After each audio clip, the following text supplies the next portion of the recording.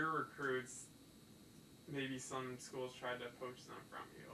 Any generic stories, not mentioning names, of what they tried to do? Yeah, that he's going to get fired. Why are you going to school there?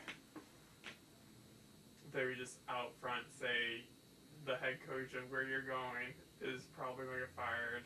Why would you even look at that? Well, I think they're a little bit more tactful than that. I think they encourage their kids that are coming to them and the families that are with them to have those conversations with those recruits, which, by the way, is also an NCAA violation. So there's a lot of violations going on out there, and no one's getting turned in for them. So what happens next?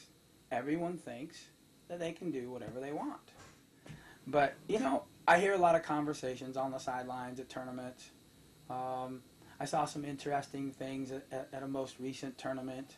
I watched a very well-known coach looking at his 2015 commitments and seeing some things that he hadn't seen before, right?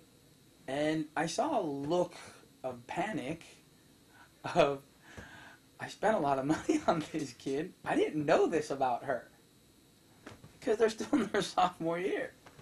So you're going to see coaches start to back out. You're going to see kids that will change their minds. We saw a little bit of it this year.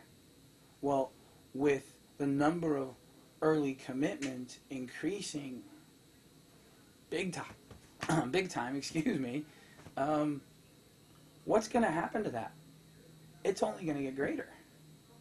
So our kids are going to make choices, and then they're going to be unhappy. College is supposed to be the greatest experience of your life. One of them anyways, right? I've loved college so much, I've never left since 1988. I think it's an experience that everyone should have. And we need to make certain that people are choosing those institutions for the right reasons.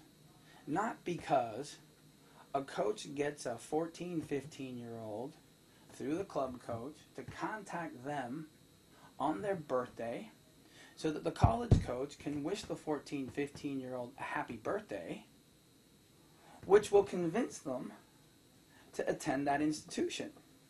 Which, by the way, is a terrible reason to pick a university because the college coach wishes you a happy birthday. Speaking in general terms again, what would you say has been maybe I don't know if worse is the right word, but the most over-the-top violation of college recruiting that you've witnessed or that you've heard about? Well, if I witness them, I turn them in. Okay? All of them?